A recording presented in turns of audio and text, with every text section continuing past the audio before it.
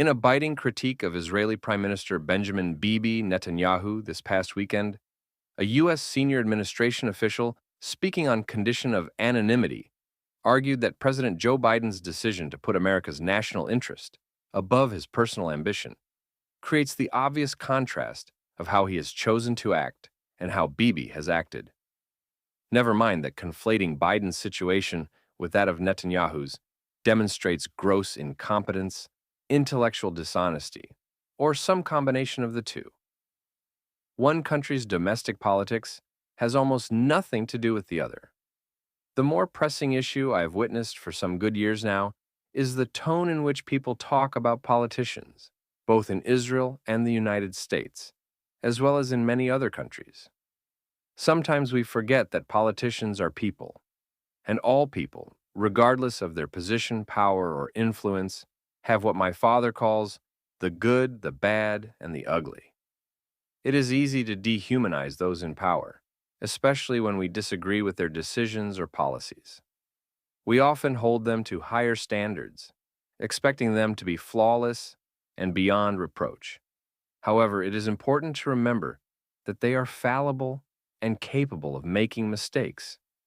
They, too, have moments of brilliance and periods of failure. They face pressures and challenges that many of us may never fully understand. Thus, politicians are not all good, all bad, or all ugly. Each has a varying ratio of these three aspects, some more good, some more bad, or some more ugly, but none of whom are exclusively one of these three. To paint a politician as either all good or all bad is an oversimplification void of nuance, sophistication, and intellect.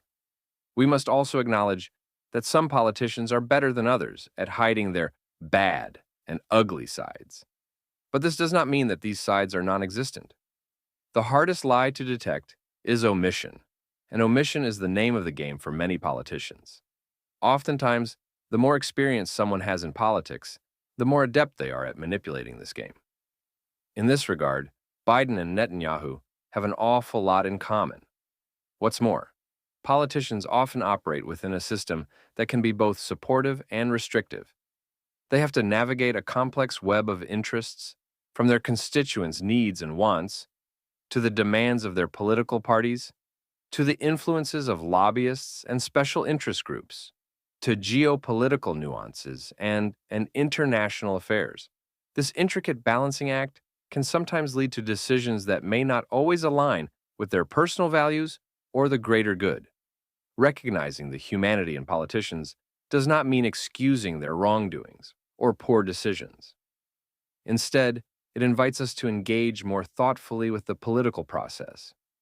It encourages us to hold our leaders accountable while also offering them the grace to be human. By seeing politicians as people, we can foster a more empathetic and constructive dialogue about our shared future. We can also recalibrate the ways in which we perceive our fellow citizens, including our family and friends. Think about all of the stories that you have heard about people disowning or unfriending others in their social circles because they disagree on politics or on certain political events, including, but certainly not limited to, the Israel-Hamas-Hezbollah war. When we habitually dehumanize politicians, there can be a trickle-down effect that leads some people to view their family and friends through a similar lens. I, for one, am passionate about upholding the values of democracy, which means I genuinely cherish diversity of thought, opinion, and sociopolitical approaches. A society which approaches differing points of view with increasing contempt is not democratic. It is fascist. There are plenty of fascist countries in this world. As far as I am concerned, we do not need another one. There are also those who speak about politics as if they are right, and others who do not agree are wrong. The reality is that every side thinks that they are right, and every person thinks they are the good guy in their life story. Ultimately, the vast majority of issues are subjective, and those who think that their views are right or better are simply disrespectful elitists. I have witnessed this attitude in Israel with regard to leftist elitism.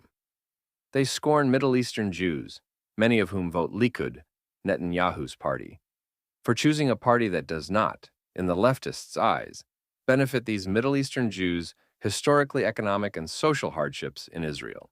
Shelag Ben Shitrit, a producer and artistic director at one of Israel's main TV networks, put it this way, quote, "It is clear they, the leftist Israelis, miss the point. We vote according to our culture. We vote for those who do not underestimate our faith, our tradition.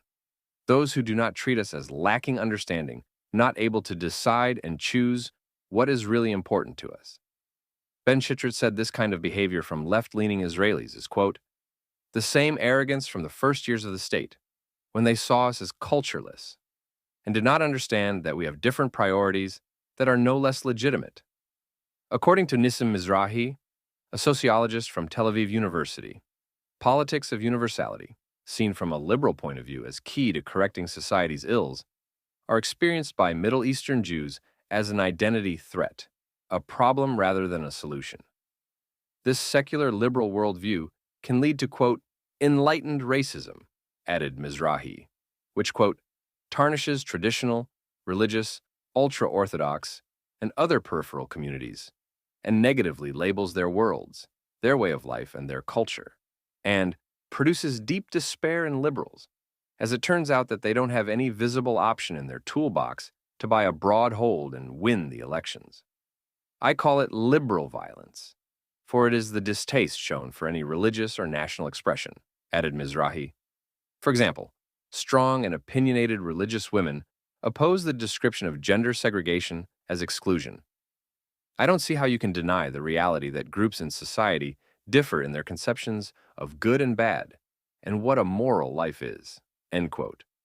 Lali Derai was born in Paris to parents who first immigrated from Tunisia to France before moving to Israel.